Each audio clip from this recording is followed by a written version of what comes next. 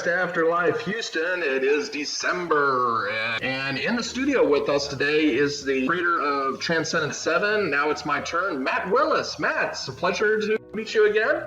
Hello, everybody. Well, it's an honor to see you again here, and it's the first time in our studio, Matt. And why don't you introduce yourself and talk about the track, Now It's My Turn, and your past work that you've done. I believe that you were with the band Provision at one time. Yes, that's true. And actually, I had no intentions of working on music for a while after leaving Provision. But, like a lot of other musicians, I began to get antsy and really crave, doing some sort of music or anything, at that point, I think after a couple of months, my family was just like, look, go away, go do something. Right. Right about that time, I was contacted actually by a friend of mine from Brazil. His name is Junior Kane, and he was actually wanting to remix some of my other work. And I saw a video recently with him, yeah. Right. So I had some material that had been kind of sitting in wait for a while, and I wanted to get started with it and do something. So, I offered to allow him to handle some production work with the track. He was, very much into the idea, so we went forward, and the guy was really fast. 2 or 3 days, he was already sending me demos back. He was like, man, this is amazing. This music has touched my life. I'm going through a real serious situation, and what you're singing about and talking about in the lyrics has really affected me on a personal level. So, that really just grabbed me right away, and I said, this is the guy I should be working with. He sent me back a couple of demos. We traded ideas on production, take this bass line out, add these drums, that sort of thing. And, what you heard a minute ago was the end result of that, and I'm very proud of it. I was telling Bear before the show, we're talking about singles and that sort of thing, and I know a lot of people would say, well, why would you leave a band that has many albums, put out and just throw a single out there? Well, my answer is real simple. I'm a big fan of standalone singles. Mm-hmm. I love maxi singles. I love B-sides. I love remixes. I love that whole idea of collaborating. And, leaving Provision, I wanted to really just go ahead and start a new chapter in my life. And this was it for me, So what this really does is it allows me to have more time to go ahead and put out a full album and allow the listener to digest what I've come up with so far. The remixes are beginning to pour in from different bands, and some of the bands you've never heard of, and those are the ones I really wanted to put my emphasis on, because I love it when some small band or artist that you've never heard of brings in a remix and it just blows away all the other bands and things like that, and that really excites me. Being a Houston guy, and living in this city, it was really important to me to do something that everyone can be proud of. And a lot of new artists, and even existing artists that have been around for a while, I've noticed over time has been evolving into like EPs, singles, and things of that sort, to be more, I guess, collaborative with the work that they do. So, and definitely you've come a long way. I know you had some work that you did in the past with Provision, with lead singers Bry, guitarist, some work with Carlos, and then I know a lot of your past music was with Bry and his wife Jen. If you want to talk a little bit about that. Sure. Yeah, actually, prior to Provision, I was doing a project called Splendor Project with 2 friends of mine from France, mm-hmm. and we made a couple of compilation appearances and gave lots of radio play around the world. It really helped having 2 friends from Europe and being able to have them to promote there, and for me to do that here at home. Mm-hmm. So it really got bigger than what I thought it would be. And for reasons beyond my control, we haven't been able to release our material yet, and I would love to do that, and we are leaning towards doing that. There's just some things that need to be worked out. But as far as Provision goes, Bry contacted me at the right time in my life. Mm-hmm.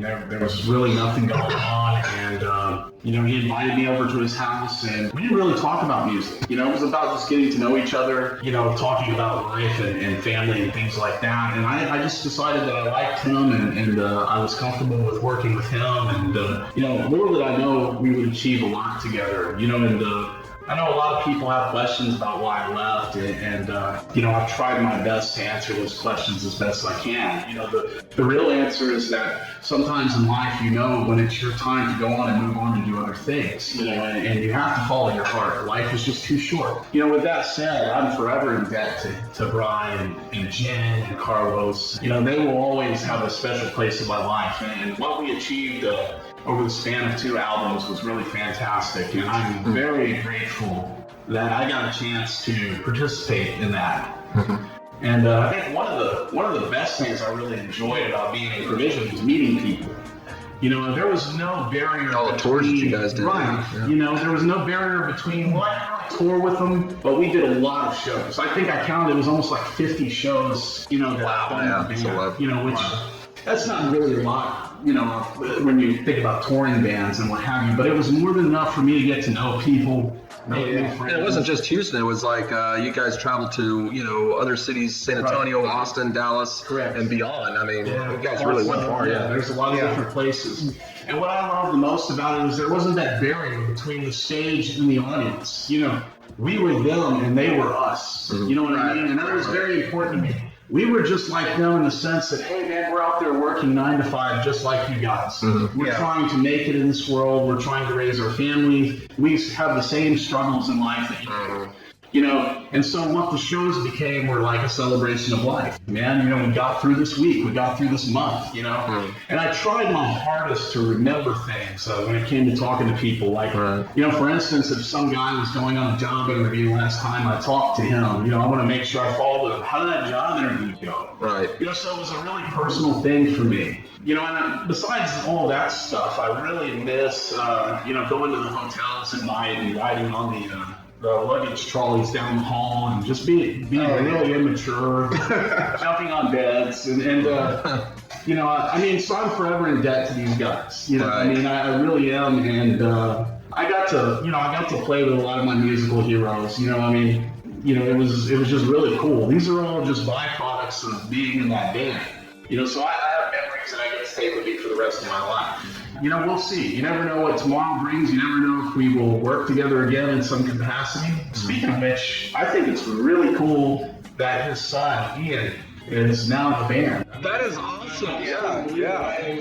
That's made great. my heart smile because this kid, I remember him being like 10 years old in the audience. Yeah, definitely. That's my dad, And look at him, now he's up on the stage. And he gives a whole new dynamic and breathes in life to that band that us old farts, we can't bring that, so I'm really proud of him, and I wish those guys all the best. That's great. That's great, Matt. Transcendent 7 here on the studio with us today, along with me and Bear Wilder, also known as Cinematic Manipulation. And we got a couple of tracks here we're going to play from the Past of Work with Provision. We got a couple of tracks, including a really favorite track I love called Love Like Machinery. Y'all stick around. We'll be right back. You're listening to Houston's official online radio show, playing the best and latest in Gothic, EDM, Dark Industrial, and more. This is Afterlife Houston. All right, welcome back. We had ourselves a Provision block there. The last song you heard was Love Like Machinery off the Paradigm Shift album. And before that was How It Ends off the New Revolution album.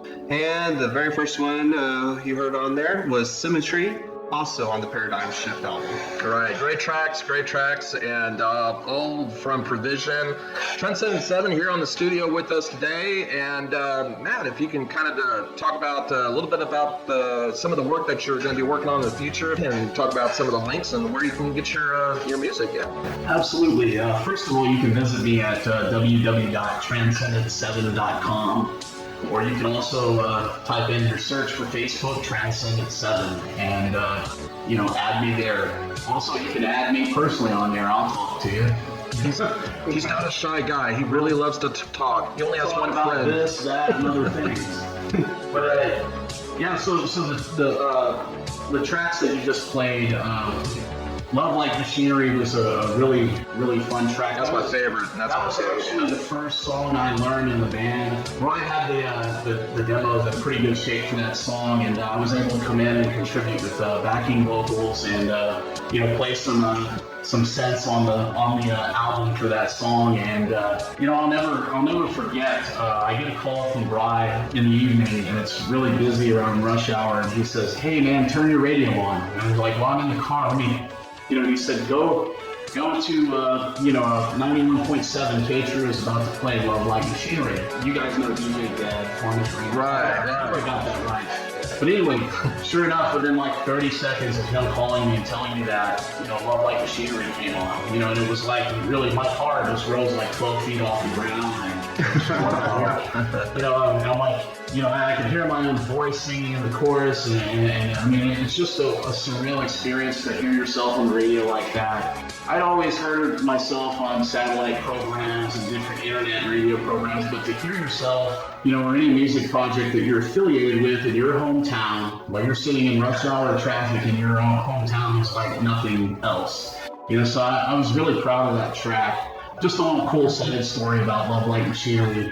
I believe Jen wrote the lyrics to that, and what can I say about her? She's amazing. She did a fantastic job, yeah. Open those liner notes, guys, and read those lyrics. I think the lyrics are art within themselves, and she's one of the best. It was a pleasure to work with her. Now, she wrote also a track, and you may have not been with Provision at the time. I think she wrote another track called Broken. Yes. That was on our album Paradigm Shift. And, Okay. She also sang for that, which came out fantastic. Beautiful voice. She did a great job. So, I mean, lots of memories here flooding back and lots of cool experiences. Symmetry was a pretty cool song that you guys just played, and I actually penned that song. That was the first time I'd ever written a personal song about something that happened in my life, Really? Okay. And you can hear some really cool, familiar sound bites in that track. I won't say the name on the air, but you'll if you listen to it again, you can hear some familiar sound bite. A treat for everybody. Going on there. Yeah, and How It Ends is probably one of my favorite tracks, and the fact that I had something to do with it, I have a permanent smile from that, because we were towards the end of the A New Revolution recording sessions, and Brian came up with this really awesome composition. He was like, "Dude, I need some lyrics for it."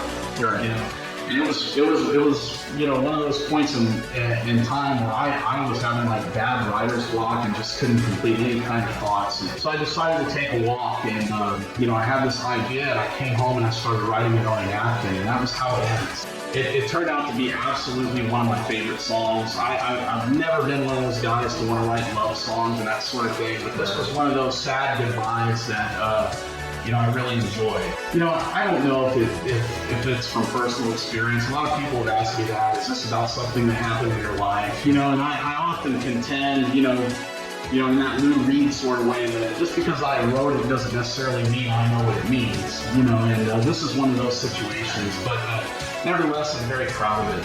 I'm proud of my work with them. What else can I say, man? And with that, we're going to take a short, brief break here. We're going to play a couple of more tracks from Provision. You guys stick around. Hope y'all are enjoying the show. We'll be right back.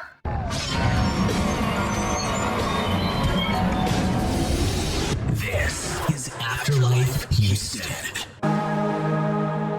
Welcome back. This is Mike Winston here in the studio with Barry Wilder, Cinematic Manipulation, and Transcendent 7, also known as Matt Willis, the creator. The last track that you heard, and most of y'all are going to know, is Hurt by Mr. Kitty. And then before that, of course, was two Provision songs, Image of You and My Only Question. Also, I believe, Matt, you participated in two of those tracks, I believe? Or was that in the past? Not My Only Question. My Only Question, no. That was a different Matt. That was a different Matt. That was a different Matt. Oh, gotcha. Okay. I was once referred to for like the first year as the new Matt. The new Matt, not the old Matt, but the new Matt. The aforementioned Matt.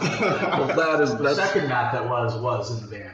Right, that's right. So let everybody understand, the differences between both Matts. But again, Matt, it was great to see you again. Pleasure having you on our show today, and hopefully get to see you again. Hopefully we'll see some of your future work. And definitely keep us updated. It was an honor. Absolutely. And just keep checking back, www.transcendent7.com. I don't know how this turned into a radio interview. I thought Bear was inviting me to one of his legendary parties. God, what's the matter with you, Bear? Sorry. He tricked me. Nothing but a sausage fest here. Nice.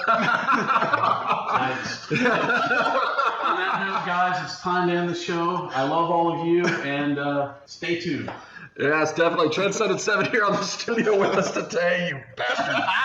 Yes, so tune in with us again in 2 weeks, and we'll have more music and the best in EDM and goth and 80s and all the crazy whatever that you can possibly hear of, and more Sausage Fest as well. Goodbye, everyone.